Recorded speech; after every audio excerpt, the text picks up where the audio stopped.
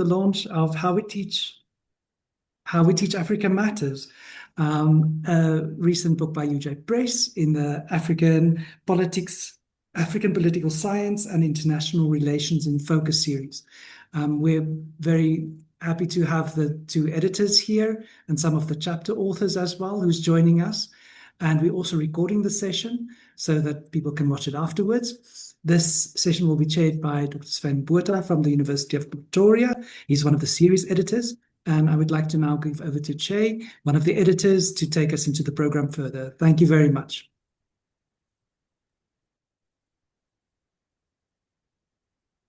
Hello, everyone. Thank you very much, Vikus, for the opportunity to share about this book. Basically, I think I should start, and then Debora would follow up, and then we'd have the discussants. I'm glad that Professor Jita and Sven are here as well with the discussions. And then also, I think before the discussants would have Caitlin and Walter, who are also contributors to the volume. I would like to share my slides. Okay. I'll try to keep this very brief. I know you're very busy, and also I'd like to maybe leave the office. It's getting very late here as well. In my presentation of about 5 to 10 minutes, I think I would like to first of all highlight, I'll break it into two parts. First part, I'll talk about the journey of how I've gotten to this point, the journey of the story behind this book, How We Teach Africa Matters. And when I talk about we, really it's about anyone with the opportunity of teaching modules that focus or that relate to Africa in international relations, development studies, political science in general. And I start by projecting the back cover of the book. For those of you who already have had a copy of the book in hand, I use an inverted or distorted map, upside down map of Africa to showcase some of the misperceptions and distortions that I've come to encounter, especially outside the continent of Africa. And in talking about how we teach Africa, then my goal, and I'll give you a background to this shortly, my goal has been to reflect from a pedagogic perspective, how can we overcome some of the misperceptions that some people tend to hold about the African continent and its people.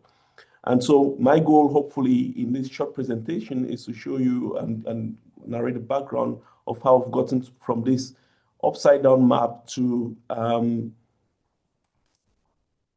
what looks on the front cover, the upside right picture of Africa. How do we get it right then in teaching Africa?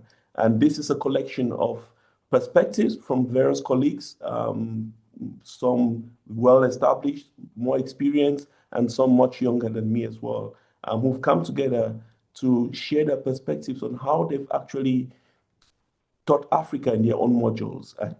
What are some of the strategies they use, evidence-based, and reflections on how students actually engage in those modules. But the story of Africa, in terms of how I engage it in this book, the motivations behind the book goes as far back as between 2006, 2007, when I first left my country, my home country, Cameroon. And I traveled to the UK for my master's, my postgraduate studies in Swansea. And for the first time, I became exposed to a lot of friends from all over the world. I was living in a hostel at the time, where a university hostel with students from various parts of the world, Germany, Spain, Asia, and so on and so forth. And in the evenings, would sit and actually just share stories about our backgrounds. They would ask me lots of questions, and it was a big learning experience for us and learning about other cultures. But at the same time, I was taken aback by a lot of the misperceptions that some of them actually had and hold about Africa, and some of the naive perspectives that some of them shared. And I took it upon myself as an opportunity to also then share and hopefully get some of those distortions corrected. Then while teaching in Swansea and eventually here in Suzhou, I'm an assistant professor at Jiangjiatung Liverpool University in China. I also, in the very first year, that 2021, when I joined the university, I realized that some of the students in my module, one of the modules I teach, International Politics of Development in Africa, some students come into the classroom with very little prior exposure and knowledge about Africa and some distortions. The famous one or infamous one, which I focus on, is the Africa is a country misperception, which has been written a lot about, especially in American circles, but not really within Chinese circles. And I then asked my colleague Debora, who had been teaching that module before I joined the department, and I shared some of the stuff I was experiencing, and she did agree that there were some of those misperceptions. And so when the call for this book series came, that was around 2003, the book series, 2023, by UJ Press, the African Political Science and International Relations in Focus book series call. I thought this is an opportunity. We didn't have funding for this. We had funding for other projects, but not this one. And so really it's been a level of passion and love for this. I remember writing to Sven, one of the series editors, and asking, would you be interested in something pedagogic with regards to how we teach Africa? And he responded affirmatively, and that's how this project really got started. So in terms of how we sourced our contributions, I highlight here, for instance, the platform, an online document sharing platform we used, Debora and myself, and shared this with the various contributors. And this university platform really has been very helpful for us. I use this just to highlight some of the sheer labor that has gone into this, where from mid-2023 or so, thereabout, when we issued a call for abstracts, and we used various platforms, social media, and some academic platforms. And I remember Sven helping me to even promote some of those on LinkedIn. We received close to 30 proposals, and with Debora and various colleagues, we helped bring that down to about 13, which or 14 in terms of compiling the book. The book itself is composed of 3 parts. It's structured into 3 parts, and probably wouldn't have time to go into details about each specific chapter or to summarize specific chapters, but I'm glad that Caitlin and Walter here, at least they can talk about their chapters. But in the first part, we're really interested in some theorizing about why these misperceptions persist, broadly conceived, whatever misperceptions that the contributors are interested in. And a key part of that theorizing emphasizes Western-centric legacies of colonialism as one of the foundational reasons why misperceptions and the sources of misperceptions about Africa. Also, we highlight in the first part reflections from knowledge production perspectives, especially in the context of China-Africa relations, and how unequal and how decentered Africa still really is, even in that process of knowledge production and dissemination. In the second part of the module, of the book, we discuss the various strategies. We get colleagues to contribute on the various strategies they're using, some of the tools they're using, the techniques they're using on different modules. Some of the, as you would see on the right-hand side here, Che, sorry to interrupt. Che, sorry to interrupt. Maybe you want to share the slides, because we can't see the slides. You can't see the slides? No, so maybe you want to try again to share your presentation. I can, so I don't know if it's maybe just internet. Yeah. Can you or can't you? I can see, we can see the slides, but it's what we're seeing is the whole PowerPoint rather than the presentation. So the writing's quite small, but I can see them.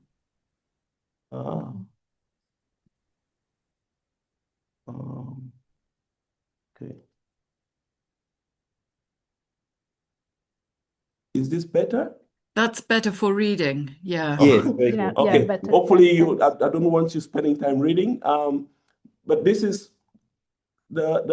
in the second part of this book, really, we get perspectives. And by the way, I should say a big thanks to the various contributors here who contributed in terms of their own modules and using different strategies, a whole mix of strategies. For instance, indigenous teachings from Elder Creeds, a well-known label by George Day and Paul Ajay from Canada.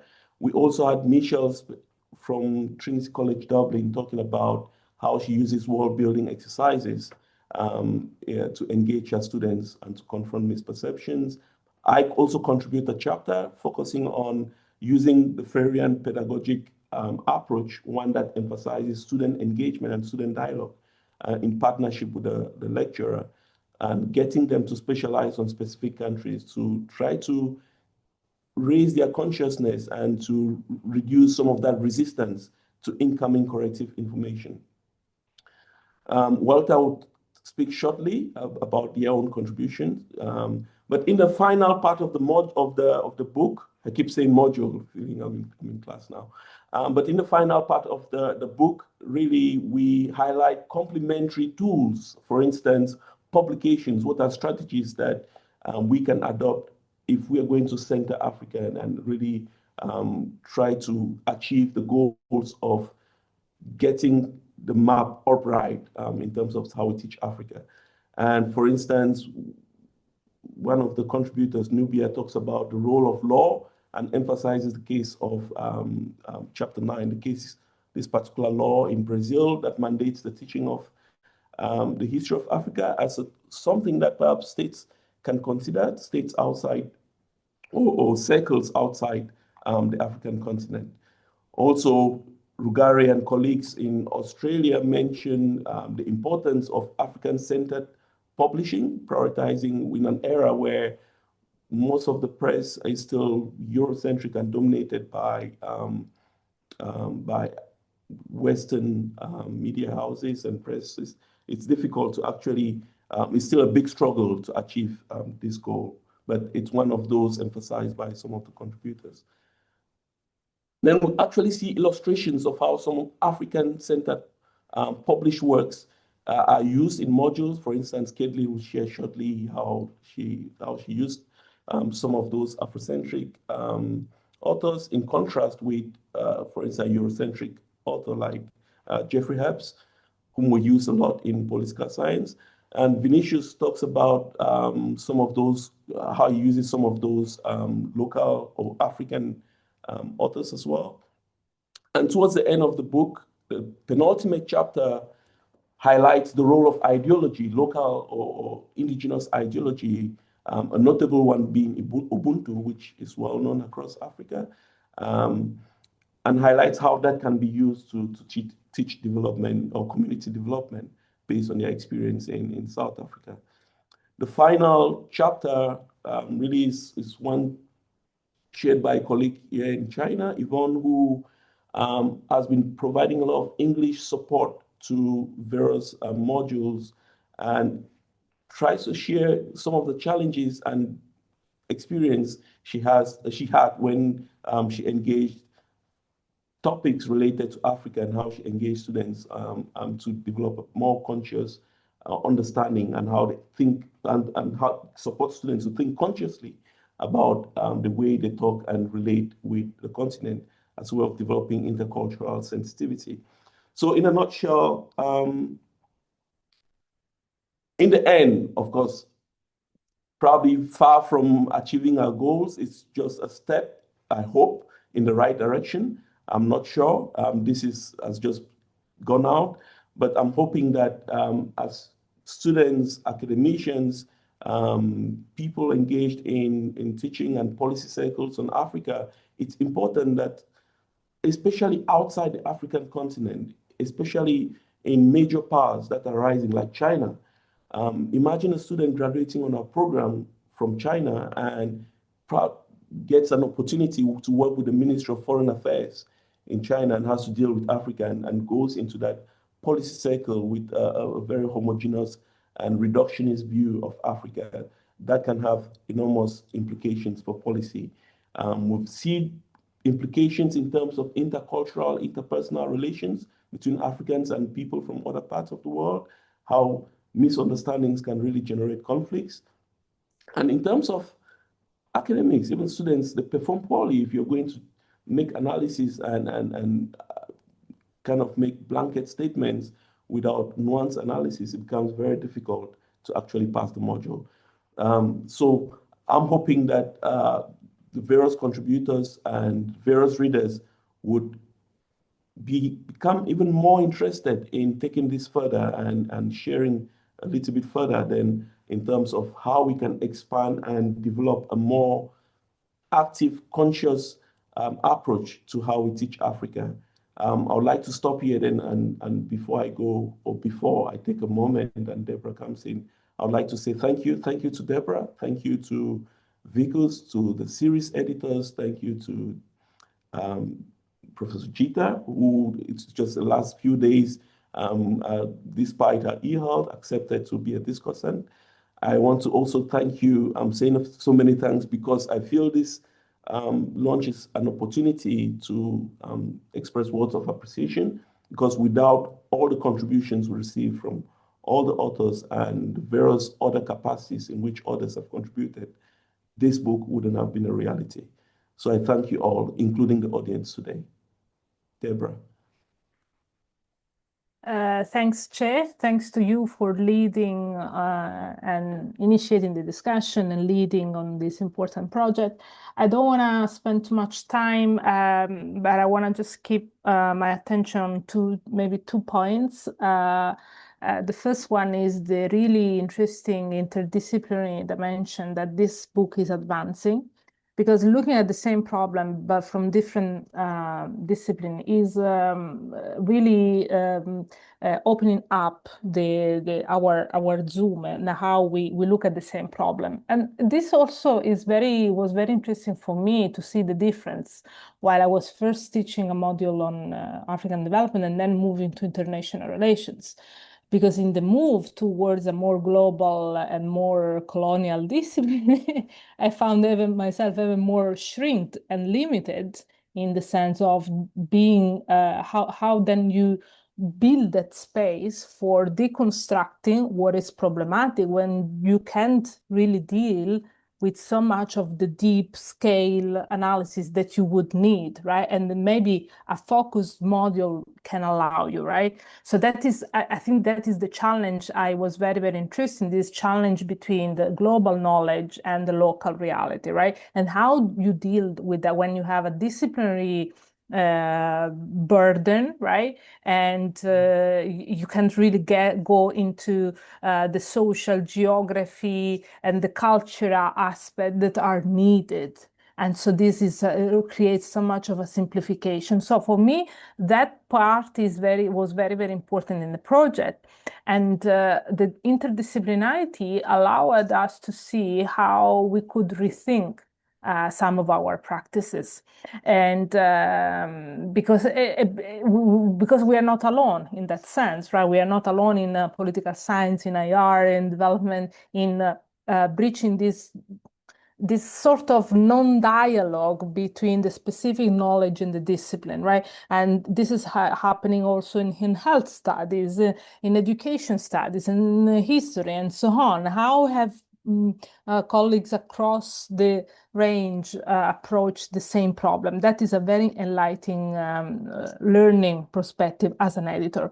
And the second point is that what was very interesting for me in this discussion was the connection between the epistemic and the pedagogic discussion, because this is where we found perhaps the need more, right? Because we have a lot of critical discussion on the need of decolonizing the curriculum, but then how we do it, right? Then you enter into the class and you have your 2 hours lecture, right? And you can bring all the philosophy with you and all the critical discussion with you, because that is also I mean, you can't face the students with that you have to think how to translate that epistemic philosophical critique into a teaching tool, and that is not automatic, right? So this is why I really thank Che for pushing us to think about that, because this is what the book is trying to do, right? How we bring these two things together. They are not automatic, needs rethinking, needs a lot of work, and so this is what we think the book is interesting about, is original about, and I'll stop here because I would have, I don't know how many things more to say, but is big thanks again to the contributors for making this possible, because as you can see, was really an opening up of a dialogue between different positions, different traditions of thinking, and the practice, right? How we translate that critical understanding of what kind of knowledge we manage and transmit to the students, right? And bringing this into the class into very specific context. So thank you, everyone, and I'll stop here.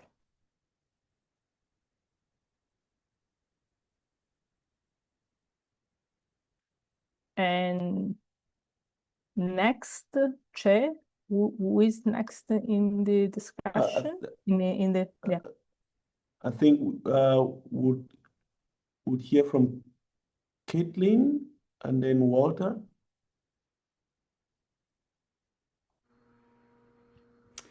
Okay, hi. I'm going to share my screen very quickly. Right.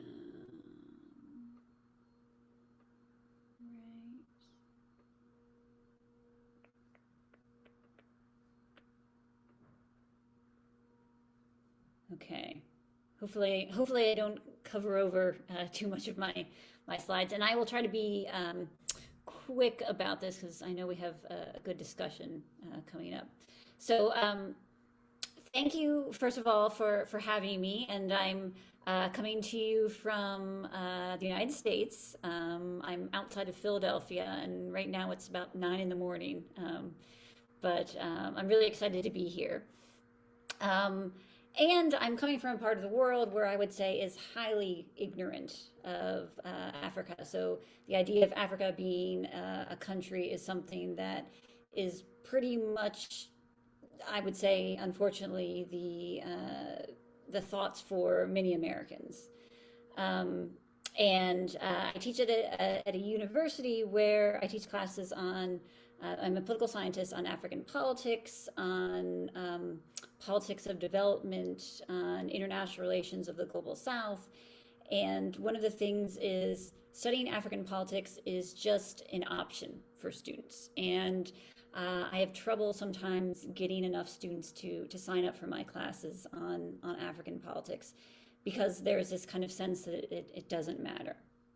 And so that is already starting with the kind of this big hurdle. So how do I engage students? I would say, first of all, my goal when I'm teaching students is basically I want to kind of foster an anti-colonial study of Africa. And I have Africa up here in these kind of scare quotes, just to go to the idea that it is seen in many ways as being one universal place, which is part of the first goal is to kind of pierce that misperception that there is only one Africa out there.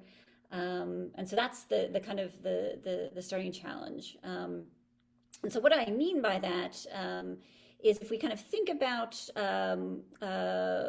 what I think of as a colonial approach to Africa is a way of privileging seeing the world and forms of knowledge that kind of justify these unequal and exploitative relationships between the colonizer and the colonized. And where understanding or studying Africa really becomes a way for the global North to understand how and why it is superior to Africa. And so this is what I'm trying to kind of push back against. So instead, what I'm trying to get with an anti-colonial approach is one that actually kind of foregrounds the experiences, the knowledge, the needs of indigenous Africans. That kind of recognizes that indigenous Africans should define the questions that are asked, the things that we are studying, and kind of the answers that we seek from them. And also, though, kind of pushing back against this idea that Africa is this kind of place apart, that is exception, that it's strange, exotic there, and actually seeing Africa a place where we can generate knowledge that has wider applicability. I think about this quite a lot nowadays, and I'm always telling my students, if we want to understand about our president, President Trump, I think we can actually learn a lot about him by studying some African leaders, because I think he shows some similar tendencies. So that's also part of my anti-colonial approach. So one of the things I do find is that American students, especially those at kind of more of the kind of the elite institutions that I've tended to teach at, they are very aware of colonialism. They are very aware of racism, and very much they want to kind of reject that. But in rejecting that, they're still taking this kind of colonial approach to Africa.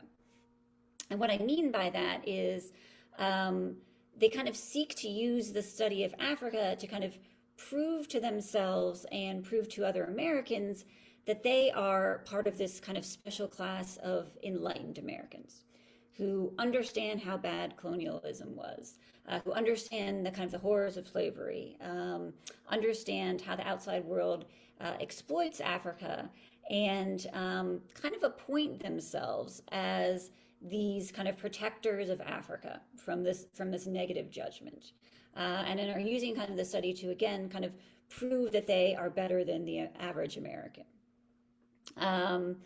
And I kind of argue in my chapter that I think a lot of this comes from their kind of awareness of this privileged positionality. So they know that they are part of a world, part of a place in the world that has benefited from this exploitation. And so they think that in many ways, atoning for that is kind of just acknowledging it and proving that they know. That they are part of a world that is kind of unjustly privileged. But that kind of leads to these thoughts that the whole purpose of studying Africa for them is to kind of atone for this Western exploitation, which again is still kind of keeping the focus on the American students themselves, and not really kind of thinking about what are African perspectives, what are African knowledge. Again, it's more about kind of doing this for ourselves. And I find that using pieces by Western scholars tends to really activate students' kind of awareness of this privileged positionality. And it leads them oftentimes to engage in a study where it's more about kind of proving that they know just as much as Western scholars, or maybe even more, that they know about kind of the weaknesses or the suffering of Africa. And so it creates these really kind of, in some ways, kind of navel-gazing approaches to the studying of Africa, where students aren't looking for these African perspectives. They aren't looking for kind of indigenous knowledge of the continent. They're really looking to kind of prove to me, some ways, as their professor, and the fellow students that, they are aware of how bad the world has treated Africa. An example of this is, kind of a classic in the political science canon, at least the Western canon, about Africa is work by Jeffrey Herbst here about states in power in Africa. And my students, I tend to find when I assign this piece, they're very critical of it because they know that he is a Western scholar. But they're critical in a way that just shows that they, again, are trying to prove that they are more enlightened. So, they criticize Jeffrey Herbst because he talks about the weaknesses of Africa, and they say, well, does he understand that the weaknesses come from this history of exploitation? Yes, I think he does understand much of this, but that's kind of as far as students want to go. And I feel very self-satisfied at having this argument of, well, it's weak because of how the outside world has exploited them. Okay, that's one avenue in. But again, that's not really going farther to this point of, let's actually see what Africans say about the situation. What is the indigenous perspective? How can we fight back against this kind of colonial approach that it's still about proving ourselves as Westerners? And I find that the kind of the best way to do this is to assign students African authors. But there's even caveats to that, because even if you assign them an African author, then they can also kind of take this, well, all right, to improve that they're, again, enlightened, they oftentimes the American students want to agree with everything African scholars have to say about Africa to prove that they are, like I said, enlightened. And where I find that this really kind of the way to push back against that is finding African authors who are not kind of catering to outsiders' needs for atonement. And so what I mean by that is finding African authors, and I think there are many of this, and scholars who kind of don't reinforce this image of Africa as nothing more than this victim of outside exploitation. That take a more nuanced view, that say we have this history of colonialism, of oppression, of exploitation, but we also have bad actors within Africa itself, that in many ways Africa is just as nuanced and as a Western country is. And also African scholars who talk about Africa in many ways for Africans. So I like trying to find pieces that aren't necessarily written for Westerners, that are written for Africans by other Africans. Because what I think this does for students is it really kind of unsettles them. And they don't necessarily know, what is my role anymore in this discussion?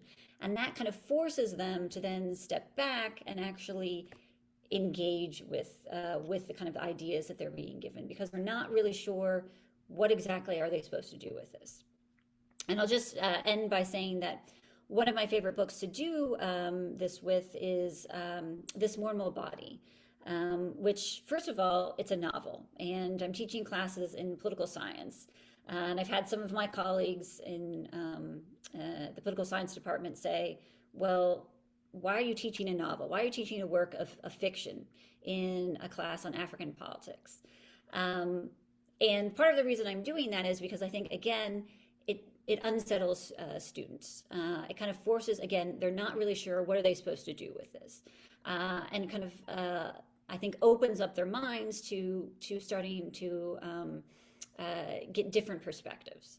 And one of the things I love about this book, if you haven't read this or any of the kind of the three in this series here, is that it is about a Black Zimbabwean woman, and the protagonist here, she's highly flawed, even unlikable, and that especially pushes back against this kind of noble American approach to wanting to like everyone, every African, and kind of accepting that they are good people who have just been unfairly exploited.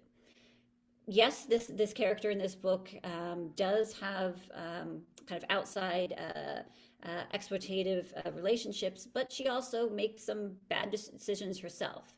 So she's flawed, she's unlikable, and that kind of gets students to start seeing that, okay, Africans are just as human as the kind of the rest of the world. And one of the things I also like about this book is it uses second person narration, so that it refers to the main character, but also the readers as you. So it's forcing them to adopt this subjectivity that is very different from what especially American students are used to taking, and telling them kind of what they are thinking at the moment. And I find, again, this really kind of puts them off, the students off of their expectations, and I think really kind of opens the way for them to kind of start thinking about Africa in a very a way that doesn't kind of center their needs in the discussion. So I just want to end by saying kind of my final thoughts. And as the more I teach about Africa, the more I learn. But one of the things I think we should be doing, and I don't think at least we do this enough in the American experience, is that I think we should be discussing more kind of our pedagogical goals with the students. So telling them what do we want to get out of an anti-colonial relationship. And so that's how I usually start all of my classes, which kind of a couple of class sessions where we really talk about what does it mean to have an anti-colonial approach to Africa. And because I find students, once you kind of get them as part of this process, they understand it much more, and they're much more likely to kind of push back against this idea of trying to kind of serve as the savior of Africa, even in their studies of it. Again, thank you so much to Che, to Debora, to everyone for allowing me to be part of this project and this ongoing discussion. All right, and let me stop sharing. Thank you so much, Caitlin. It was a pleasure having you on the project and listening to you as well. I think we'll now listen to Walter. Walter, can you hear us? Yes, I hope you can see me and you can hear me as well. Cool, yeah. All right, ours was chapter 5, titled Teaching Discourses About Africa, Epistemic Reflections and Active Pedagogies in Humanities Education. I co-wrote this chapter with Gabriel Okonkwo, who was a postdoc at Rhodes University at one point in time. And when he was here in South Africa, we discussed about our frustrations with the curriculum and what is it that we wanted. And then we thought of tweaking our teaching methodologies. And then so when he returned to Chrisland University, we continued the conversation. And that's how this chapter came about. So our study is comparative in nature, where we look at how using the flipped classroom model can be used to challenge stereotypes and misconceptions about Africa. So we were very much interested in what students know about stereotypes and how do they know that these are stereotypes.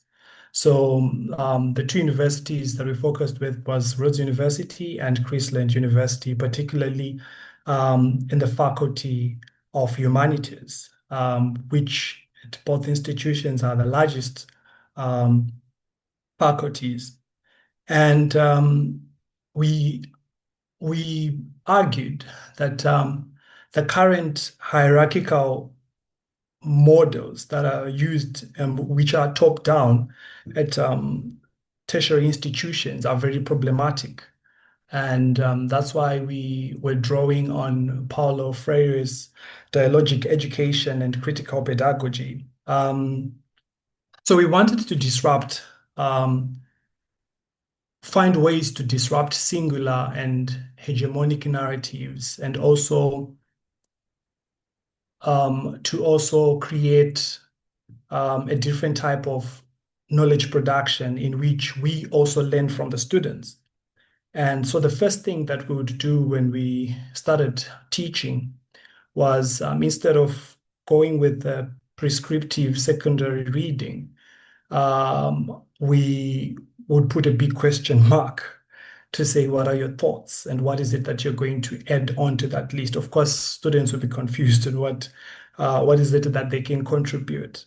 But it was more about finding students where they are and going where they are. So we understand that currently the attention economy of students is in great decline, and they're distracted by social media, and they're always on their phones. And sometimes for some lecturers, they find it very problematic. So we decided that instead of them just doom scrolling, what if they can find material that they can channel inside the classroom? So the initial questions was, of course, what are stereotypes? And instead also of looking at the outsider narration in which stereotypes are always coming from the West, we are also looking at the intra-Africa stereotypes. Like, for instance, in the South African context, we were discussing how when one hears of Limpopo, what is the first thing that comes to mind? And obviously students would start to say witchcraft, and obviously they would laugh. And then would say, why do you think that's the status quo? And then so that became one of our starting points. Of course, Gabriel in Nigeria would also do the same and ask about Lagos, how it is discussed or depicted as a crime city, and as if crime is only a mainstay of Lagos alone in Nigeria. So we prepared pre-class material that students could look for. For instance, would say, can you go and find misconceptions about Africa, stereotypes about Africa on social media? And then students would look at TikTok, YouTube, films and documentaries, whatever that they would find, then would put them in groups. And then we start to interrogate the motivations behind the stereotypes. So this would then aid and enable them to understand the text that they were looking at. For instance, students would question, why are we studying Things Fall Apart? And then would then explain that this is the context and the rationale for them to understand where these stereotypes stem from. So one of the flipped classroom approaches that we used, which was an active pedagogy, was also making education being experiential. So we used the self-mirror method, that the onus is on you as the reader, and what does this text say to you? Did you like the text? Because when you're teaching literature, it's about critical appreciation. Students would be honest, I don't like the text. And then the question is why? What is it that you don't like about the text? What is it that you like about the text? So that became the self-mirror method, in which students would have a personal connection with the text. And also, we were very creative in the sense that we didn't want only to focus on the hard copies. We also allowed students to find audiobooks, to also find if there's a film adaptation of the same text, and then we'd ask them what are the difference between the original and the adaptation, because sometimes students would not read the text, they'll just go and look for spark notes or the adaptations. So that also stimulated their learning.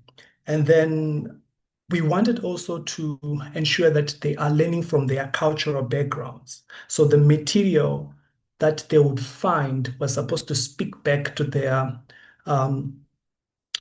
identities. And the second approach we used was the media assisted method, in which obviously we are now using e-learning platforms. And as we're using e-learning platforms, we also needed to find what is it that students relate to. If it's AI, when they ask a question with AI, does the learning model, the model, does it give a correct answer, or it speak back another stereotype? So instead of just taking whatever that is the prompt as a gospel truth, they needed to interrogate it. So those also were aspects that we're using to ask students if whatever that they've researched speak to authenticity or it can be challenged. And then the other thing that within the media-assisted method that we did was we also looked at digital storytelling. What is it that that students can also do? But because of time, we were talking of maybe for the future when they can have blogs and then they can be able to correct these glaring depictions about Africa. So one of the examples that they would pinpoint was Wodemaya, a YouTuber who's from Ghana, who makes content about Africa, going traveling from one African to the other, correcting these misconceptions about Africa. And also, we're looking at also different social media platforms like Instagram and documentaries that speaks, and also even film representation. So students would then question, so why is it in this film there are actors from Hollywood, as if there are no actors who are capable from Africa? Of course, there are issues to do with commercialization, and then, but there were also those questions that what is it? So the whole classroom became divided on the politics of representation. Who gets to represent? Who gets to say about Africa? And then obviously they would look at satire, how it is also used to challenge. Like for instance, I remember Che mentioned about how Africa was viewed as a one country. So would also discuss that in literature, that African writers they are finding a way of poking fun at that, and through satire.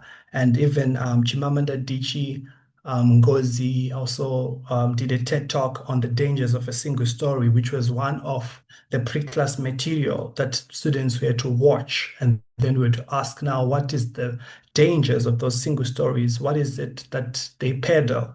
And if left unabated, what then happens? And then the last active pedagogy we used was the Africa author philosophy method. Normally, students would just read to cram, pass, and forget. But with the African author philosophy, we're getting to the historical context. What pushed to a writer to write such a text? What was the intention behind? For instance, with Things Fall Apart, Achebe had read Heart of Darkness and did not like the representation of Africa. I had also read Mr. Johnson, another novel. So he was now critiquing how these representations affected him as a reader and how they peddled certain narratives. So with writing Things Fall Apart, he was accepting that in as much as Africa is misrepresented, it also has its flaws, which takes us to why we are not trying to distance ourselves from the global, but we are saying all these misrepresentations, how Africa is portrayed in the media, how Africa is portrayed within literary text, how Africa is portrayed even on news, and even in through music and popular culture.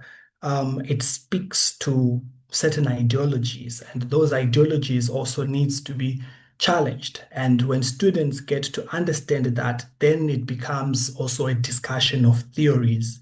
And most of one of the theories that we used was post-colonial theory, or peer theories, how we need to write back, speaking back the truth to power and saying Africa is not one country and Africa has its flaws, but we have to understand also different types of modernities that existed and that exist in Africa. So some of the texts that we used, which are prescriptive, which were prescribed at most universities, which is Things Fall Apart, and Never's Conditions by Tsitsidangarembwa. So all these novels and many English departments, you find the mainstay text. And we were using both at Chrisland University and Rhodes University, we were using those texts. And then students were able then to use those active pedagogies to then reflect on what is it that they've learned. So also some of the pre-class material used were films like Black Panther, Coming to America, and even some Hollywood films like Mr. Bonds. And when we talked of politics of representation, what it means when we have a white sangoma, what stereotype does it give when even the representation in how does it make Africa to be portrayed as we are laughing, but what is it that it promotes? So all those are the things that we were able to facilitate the discussion so that there was co-learning, and then the classes were more dialogic in the sense that they were student-centered. Students were active and responsible for their learning, and then we were able to reposition students as co-creators of knowledge, rather than for them to bang on what the lecturer says and take it as the gospel. So those are the things that we focused on in our chapter. Thank you. Thank you very much, Walter. I also enjoyed listening to you. Perhaps just so we're running a little bit short on time, and we need to give the discussants an opportunity to share their reflections. So I don't know, Sven, are you ready? You want to go first? And then Professor Jita. I'm here, but I'm more than happy to let Professor Jita go first. Not only is she senior to me in collegiality, but I'm just the host. So really, Prof, please go ahead. I'm more than happy to. I'll come in the end because there's a lot that's being said that sort of ties in with what I want to say and why I commissioned the book in the first place. So I think that'll be a better departing point. And then I have some questions as to how we can maybe drive this forward. So I think that will be better. But please, ladies first. Okay, Professor Jita then. Okay, well, I have so much to say, and I've just had so many more ideas that have been coming to me just listening to this conversation. But I guess I've been teaching Africa for 45 years. I've seen a lot of changes in that time. But this book has made me think about why it has mattered to students, and I know it has. And I dug out some of the messages that students have sent me over the years, saying why being taught Africa mattered to them. But also thinking how I got there. How was it that it came to matter to the students? And a lot of what we've heard has really resonated with me. Very, very similar issues coming up. So for me, the issue is I'm a white person teaching Africa to predominantly white students in a British UK higher education setting. And I think the first problem that we have there is what is sometimes referred to as the Trevor Roper trap. Trevor Roper famously, way back in 1963, said that Africa didn't have a history.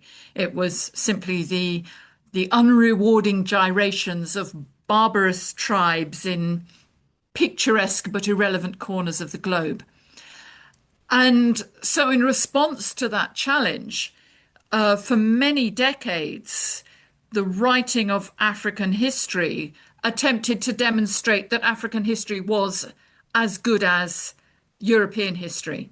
And so it was framed in terms that made sense in terms of European history.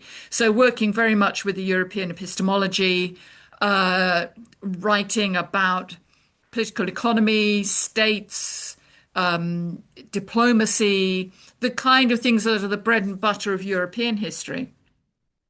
And of course, that isn't how history is remembered or recorded or understood within African traditions. So the challenge, I think, for my generation, starting work in the 1980s, was how do we respond to that 20 years of African history being written as if it were European history, and written, and well, I mean, yeah, in terms of what was written and published by white researchers, many of whom were British, who had gone to Africa to because there were good jobs in African universities under the colonial dispensation that was still in place in the 1960s. And so you have, for example, you then end up with the Dar es Salaam school being created in Tanzania, which consists almost entirely of people from Cambridge called John. We had John Iliff, John Lonsdale, John McCracken, and then there was a Terry thrown in there as well, Terence Ranger. But the only non-white member of the faculty was, of course, Walter Rodney from Guyana. So we're trying to kind of respond to that. But at the same time, I'm working within a British university that has a very Western epistemological framework in what we're trying to do. So that we need empirical evidence, we need solid conclusions. And that's very different from African epistemologies, African ways of thinking about the past. And I think I was very lucky that right at the start of my career, I tried to have this conversation with a Western-trained physicist from Zimbabwe, a Black Zimbabwean, but Western-trained physicist. And I thought as a Western scientist, he would understand what I was talking about this epistemological problem. And instead of engaging with me in post-Enlightenment terms about an epistemological problem, he told me a story. He didn't even explain why he was telling me the story. He just said, listen to this story. And the story was that in the town of Gweru, which was the town in Zimbabwe that I was going to be working on, a woman had become pregnant and had given birth to a snake. And everybody in the community was astonished to hear that this woman had given birth to a snake. And so everybody rushed, dropped what they were doing, and rushed to where this woman was to see the snake and to hear the story.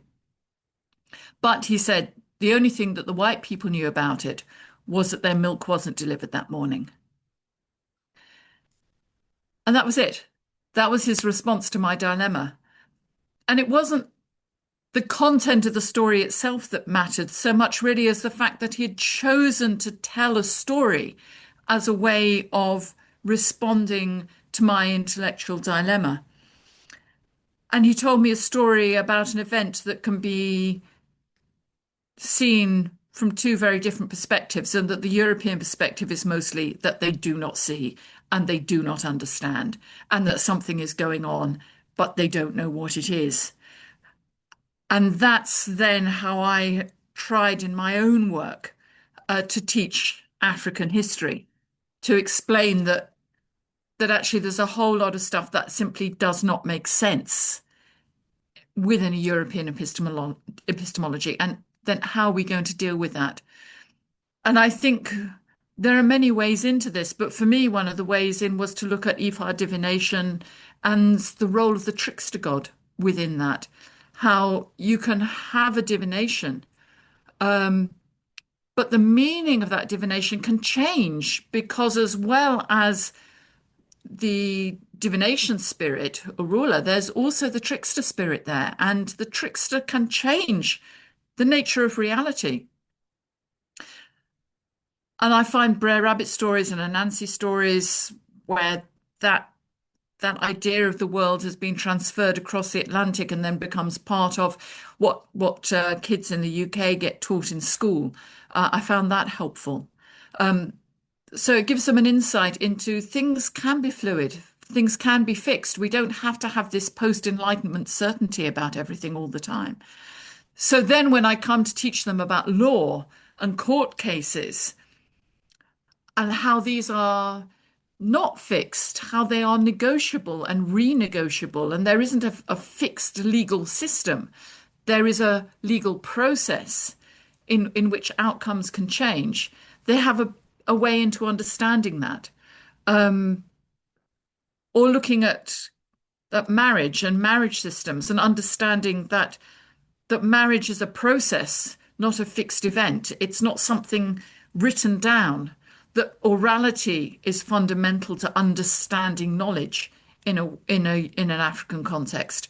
That contrast between orality and performance and things being in the moment and being subject to the change that the trickster god can bring in at any moment is so different from the way in which we understand history as fixed and textual and entirely based in non-negotiable textual certainties.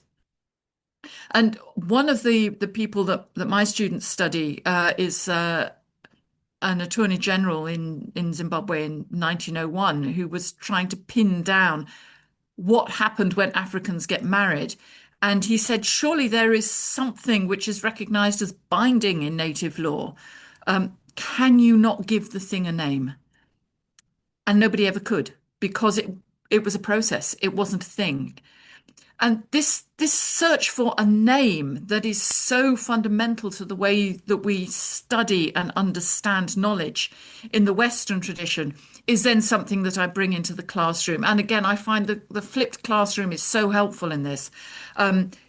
Sharing experiences, sharing insights. So we're looking at words. What do words mean in context? Words like witch or spirit or king or ruler or wealth or crime or adultery. These things can have very fluid meanings, and they are not fixed the way they are in Western history, and they change over time. And colonial powers try to fix their meaning, and African epistemological and ontological culture resists that fixity all the time. And that's why it's so important to read African writers, because they have those nuance, because they understand how witch can mean something very, very different in an African context, or ruler means something very different, and certainly law means something very, very different. So that's what I've always tried to get my students to understand, is to just understand that there are fundamentally different ways of looking at the world, and that a fluid way of looking at the world is deeply embedded in actually most of the world outside of Europe. And just as I say, I looked up what some of my students said about this, and one got in touch with me and said, I just wanted to let you know that the module I studied on African history with you in year 2 has given me the greatest foundation of knowledge. I never realized how much an understanding of African history would aid me. I have to say that at the time I found it a real challenge, but I'm so glad I persevered with it. My only regret is that I didn't take it in my final year. I think that African history should be considered as one of the core first-year modules. This course helped me so much to see the world from a very different perspective. And then I have another one who said, if I can find him, I often think of my African history studies and how they shape the way I see things here. He was working as a VSO. That's doing voluntary service overseas. African culture and society is much stronger than the colonialists first thought, not as easy to civilize, in inverted commas, or change. African society appeared to be changing as the colonialists wanted. People took up religion, science, and a monetary system. Yet behind all this, African culture showed how durable and flexible it could be. Today, the same thing occurs in development. The structures of Western society are here. I work in a district council, and all the expected procedures and positions are there. Yet they all seem so hollow, as we know that the real decisions are made by separate power structures through an intricate social power web I couldn't hope to understand. Just as the colonialists saw Africa as a blank canvas, donors and international NGOs at times seemed to see Africa as a playground for them to try out their new development techniques. And so what we've seen is that teaching African history really matters And as I say to my students all the time, any international work that you do, simply by having this insight that there are other ways of understanding the world is going to be useful. Whether you're working in China or Africa or even in the United States, it's understanding that words can mean different things, that processes can be very fluid, that there is no fixity, that the Western epistemological foundation is not the lived experience of most people. And there is nothing as valuable as studying Africa for bringing that lesson to students. And I think this book really, really helps us to see how we can help students to have that understanding. Sending them out into the world with that African understanding is one of the most valuable things we can possibly do. And I'm so glad that this book is here to help them to do that.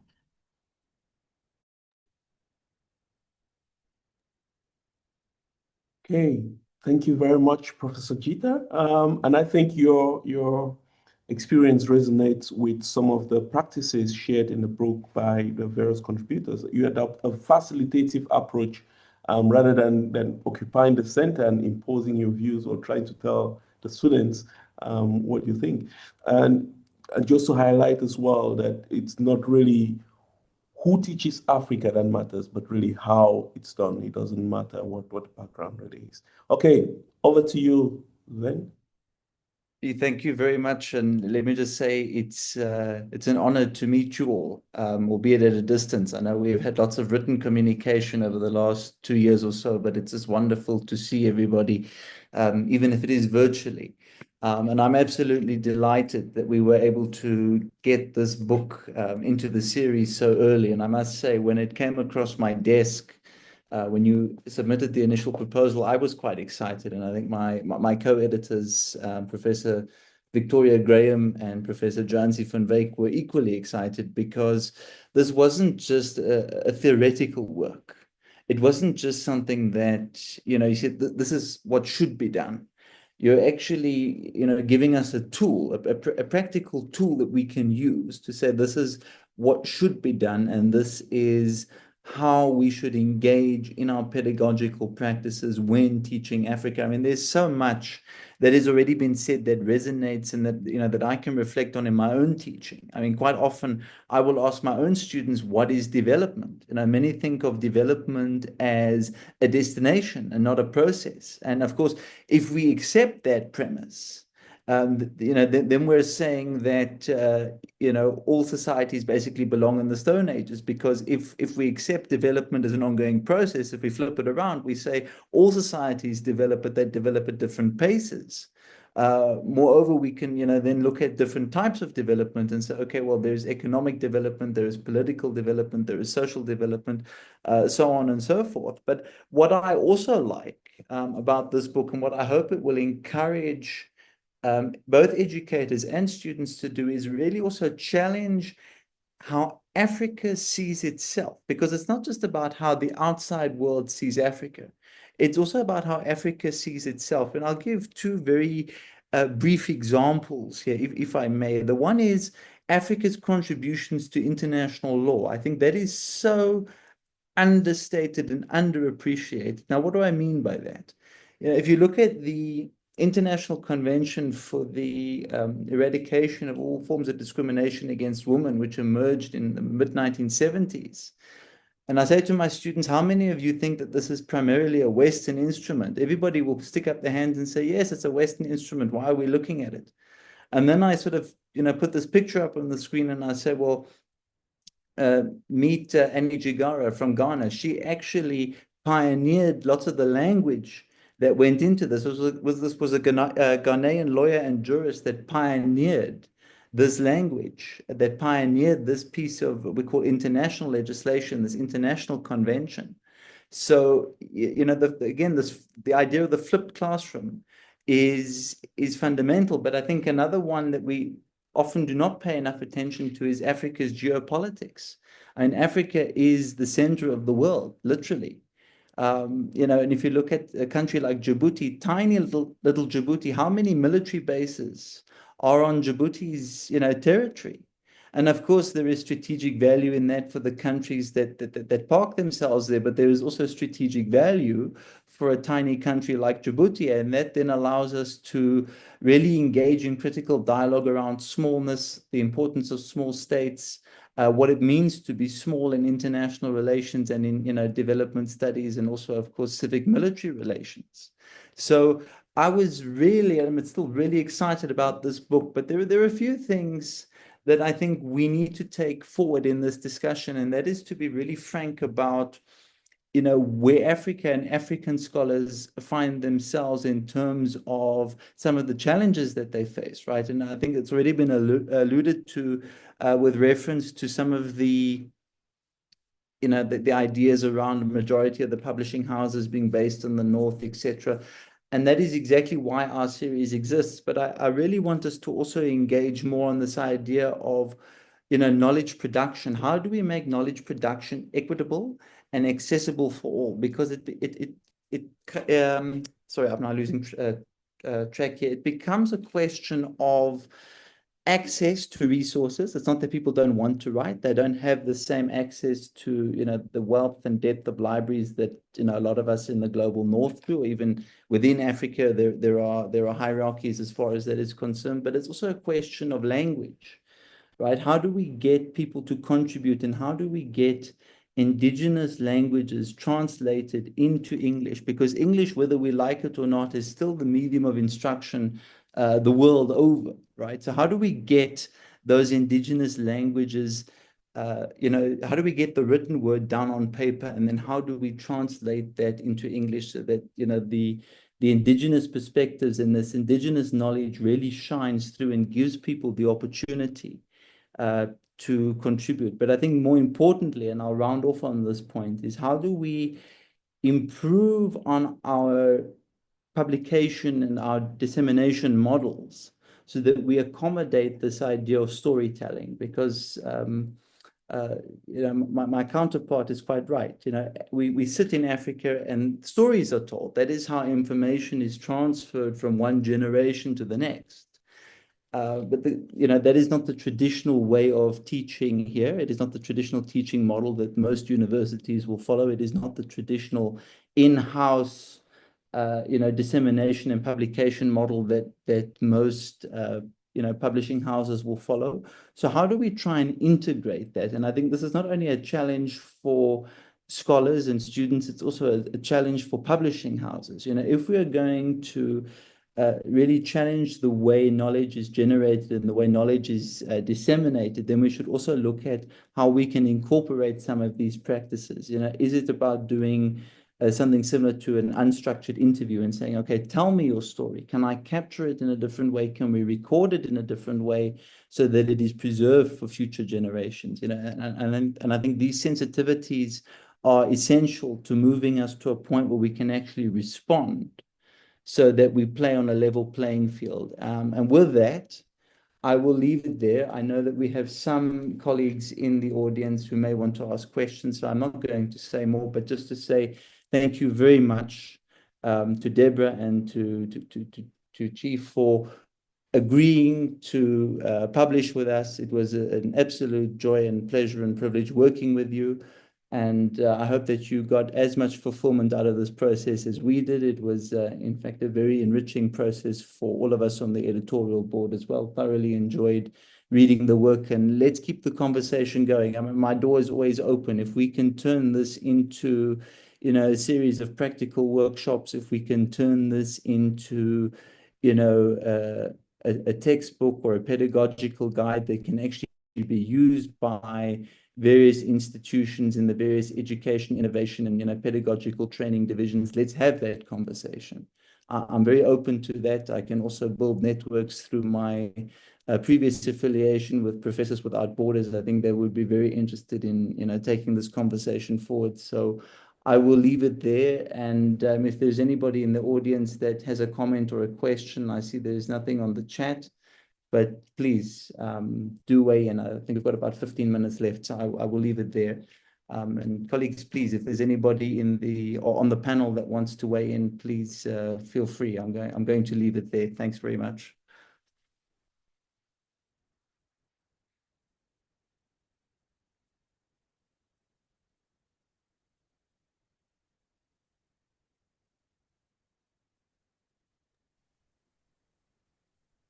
I see no hands and I see no comments. So, Deborah, do you want to maybe round off? I know your introductory remarks. You said you had more to say, so maybe you can enlighten us a little bit more.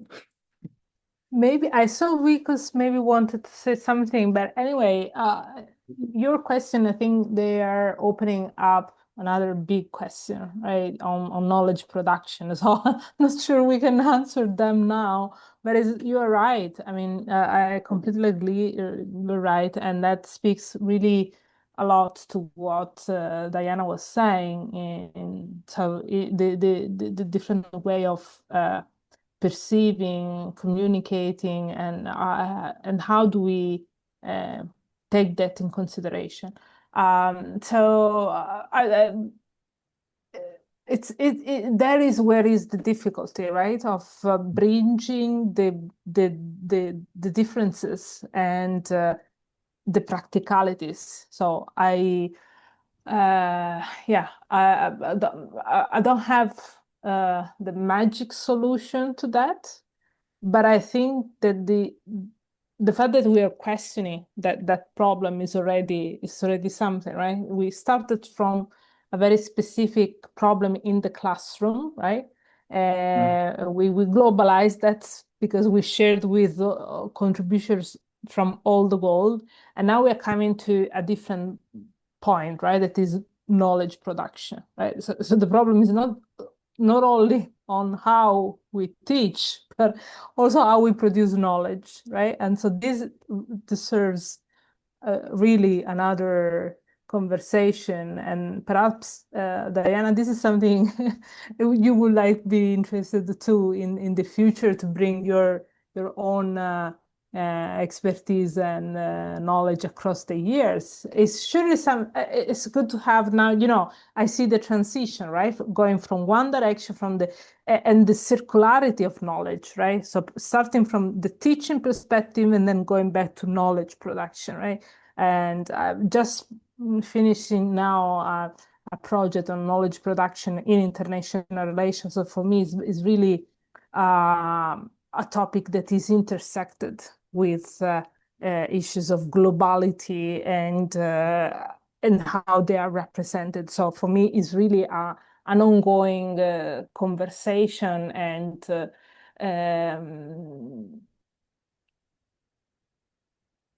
in my practice as well, if I think about this year, my COIL experience with South African University was really a revealing point for touching the concrete issues of inequality and hierarchies and problem of access to education. And even when you want to internationalize and do it in a different way, but still you have some basic obstacles that you have to face. So again, I'm not going to find the solution now, but happy to continue the conversation, and perhaps, yes, something that is bringing together the teachers, the pedagogists, but also, the academics is always something that is going to be useful for and the students, right? And this is where maybe we haven't gone so far, right? Bringing the students inside the conversation. That would be perhaps the next step. But I'll stop here. Yeah.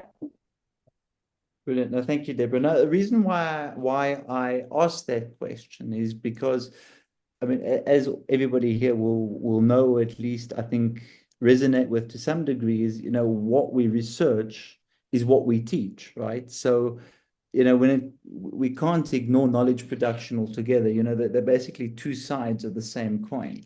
Yeah. So I think for me that is why I'm asking that question. Yeah. But very happy to take it forward. All right. I see one of our panelists has a hand, but I don't see who it is. Oh, sorry, Deborah, it's you. No, it's me. Diana. It's me. Sorry, and actually, Deborah then pretty much said what I'd put my hand up to say, which goes back to a point that I think it was Walter made about the importance of what at the University of Liverpool we'd call curriculum literacy amongst students, that our teaching should be a co-production with students. That we tend to go in and we say, we're going to test you in these ways, we're assessing you in these ways, we're teaching you these things, and we don't have a conversation with the students. Whereas I always try to start my modules by saying, these are the assignment tasks. What would you think are the right assessment criteria for those? And, sometimes the students say, but, look, you're being inconsistent here. You're talking about decolonizing and yet you're reinforcing all of these systems of defining what valid knowledge is and assessing us against those. And then we have fantastic conversations where we tweak the assessment and we tweak the ways in which they're being assessed. And interestingly, it's very often the white students who make those comments rather than the students of African descent, or indeed the very tiny number of actually African students that we have, because they don't have the confidence. The white students are the ones who have the confidence to challenge what I'm asking them to do. But very often, once that challenge has been made, then the African students have got fantastic contributions to make, but they didn't have the confidence to make them until the challenge was first brought by a white student. So I think we have to be very aware of the dynamics in the classroom around race and privilege, but also completely taking on board all the wonderful stuff that Caitlin said about, how the white students want to be, we're the goodies and we understand, our privilege and blah, blah, blah. I love that, Caitlin. I heard it so much. I've been there so much. So thank you for that too. Yeah. But I wonder now, I mean, we've had some wonderful inputs there, and maybe I can bring it back to you, Caitlin, if I may, just briefly. I mean, we here at UP, at the University of Pretoria, we have what is called the Global Classroom Initiative. And what that does is it brings students together from both the South African and the American side. They're co-taught, I think it's public policy. So it's not my module, so I'm just trying to recall some of the finer details. But as part of that, the Americans actually come here for about 10 days, 14 days, and they actually, they get taught alongside their South African counterparts. They get to actually see what a African university looks like and how it operates. And so I'm wondering how something like that could perhaps function in your context, because if we're talking about co-creation, yes, the students are part of that, but I think it's also about building bridges between the Western and, the African institutions, I think is fundamental. Yeah, I mean, I always encourage my students to study abroad anywhere. Americans are so ignorant of the rest of the world, and many of us have not studied abroad. And we do have a couple programs like that. I think we have one that does at my university that does go to South Africa. My worry is that it becomes a little bit too much of this poverty tourism, right? So they go to the townships, and they go to the Apartheid Museum, and then they spend most of their time in Cape Town because that's the nicer South African city that's more European. One thing I don't think they do, which they say. Right, so they say. One of the things that they don't do, which I like about your program, is actually visit a South African university. So it's kind of assumed, a lot of this is, it's taught by American professors, go with them, and they're the ones who, teach the lessons. And so there is still this, then creating this idea that even when it comes to Africa, the knowledge and the teachers are still these Westerners who are there and, translating it for them. And so I think something like that, where you bring in American students and they actually study alongside African students and hear from African professors, would be great for them to get that different perspective, and see that it's not just about them learning from the kind of the Western masters of the knowledge. the Western custodians. Right, right. Yes, yes. And I mean, Walter, I wonder if something like that could also work in Nigeria, right? Because we must also be aware of, I would say, the South African point of privilege, right? Because South Africa is always sort of this beacon that everybody goes to when they go on exchange. I mean, that's at least the way I see it. I mean, it's even for the interns here at the various embassies. I mean, they'll go to South Africa, they'll maybe go to Zimbabwe, they'll maybe go to Kenya, but outside of that, I think that there's maybe room to broaden that narrative and to broaden the scope. If we talk about Africa, we must include the entirety of the continent. We can't just include a handful of countries or a sub-region.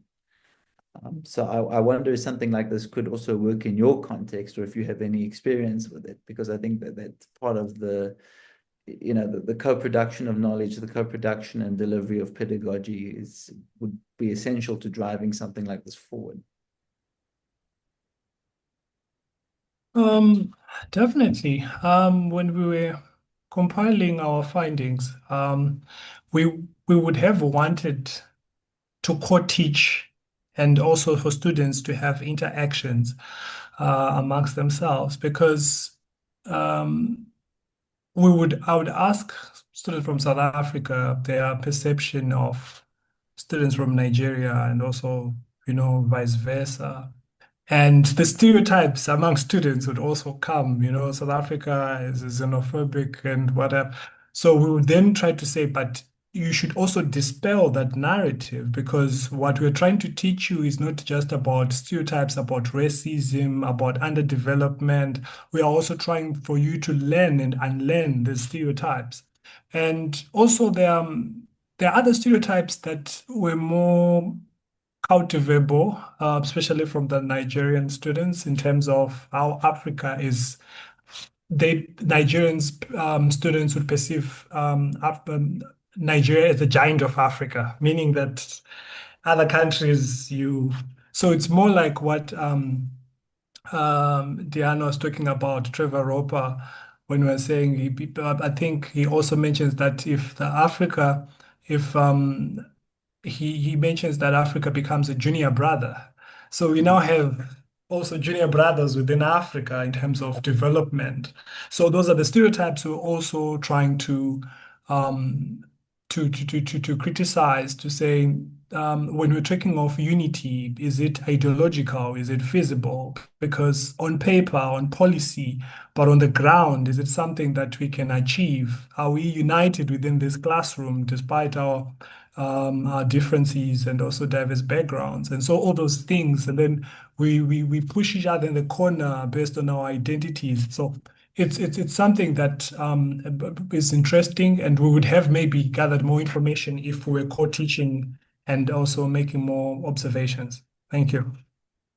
Thank you. And I absolutely love that, because this is not only about the West versus Africa, bringing the West to Africa, taking Africa to the West. I think we must also understand that within Africa, this question of unity, this question of Pan-Africanism, if I can use that very, very politically charged phrase, is not always as rosy as what we perceive it to be, and it's not always as unilateral and as unifying as we expect it to be. So I think that it's very important that we end off on that note, and I think it's a positive note, because it actually shows that we can engage in these critical discussions in an all-round manner. And I think that is something that we should not lose, because it's one thing to say students must be co-creators of knowledge, but something that I'm finding more and more as the years go by is that students are becoming discursive. They're not becoming critical. Maybe that's just us down here, but I find that it's becoming more and more of a challenge to engage in critical thinking. So as small as this discussion was, let it serve as a beacon and a benchmark and a point of reference for how critical one should be, and how one can actually become critical without being defensive. Being critical is a good thing. And I think that that's something that we need to foster. It's a culture that needs to be protected. It's a practice that needs to be taught and passed on. So with that, thank you very much to everybody. I don't see Vickers. I think he may have left. But Chief I'm Debora, here. oh, you here? Sorry. Could not see you on the menu. Because I will leave it there. I think as press manager, if you want to maybe still say one or two words, I will leave it to you. But thank you so much for the wonderful work you've done, not only on this book in particular, but the series as a whole. I think it's really come together nicely, and let us have more discussions like this, and let us see how we can institutionalize them and memorialize them. I think that would be fantastic. So I'll leave it to you. Thank you so much. Thank you, all of you, for attending. Thank you for the wonderful discussion. We are so proud of this publication. Since its publication, we've already had about 3,000 downloads of the book on our platform only, and we distribute to about 20 platforms in a variety of formats. So it's available in print, electronic, PDF, EPUB, XML, and audio formats to make it as accessible as possible. Regarding the series, we've already published 11 books in the series. So we're very proud of those publications, and we're doing a wonderful exhibit later this month at UP, University of Pretoria. Thank you so much for joining us. We're placing this launch also on our social media platforms, from where people will be able to watch it later as well, those who could not join now. Thank you so much, and have a wonderful day further. Goodbye.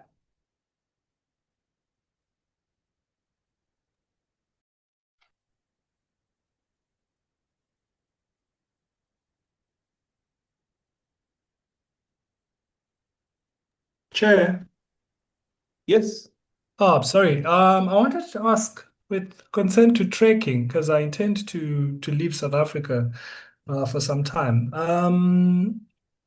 Because it shows that it left and then 17, then it stopped trekking. So I wanted to ask. I'll send you a Oh, screenshot. really? Okay. I'll double check for your case and see what happened. I'm not so sure. I Oh, haven't okay. had updates.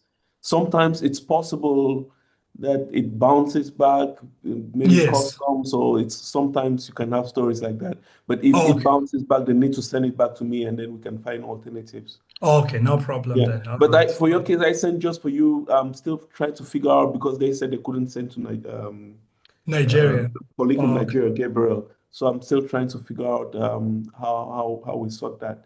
But we can figure it out. Don't worry.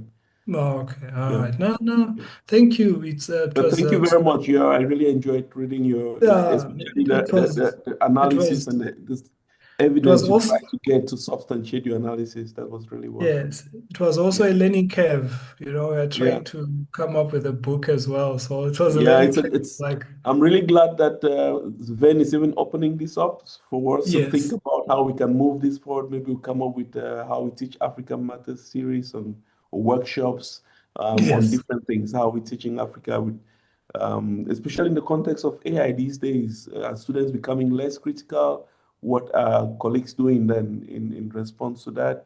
So there's a lot to figure out, and hopefully in the future we'll be in touch again to see what we can do.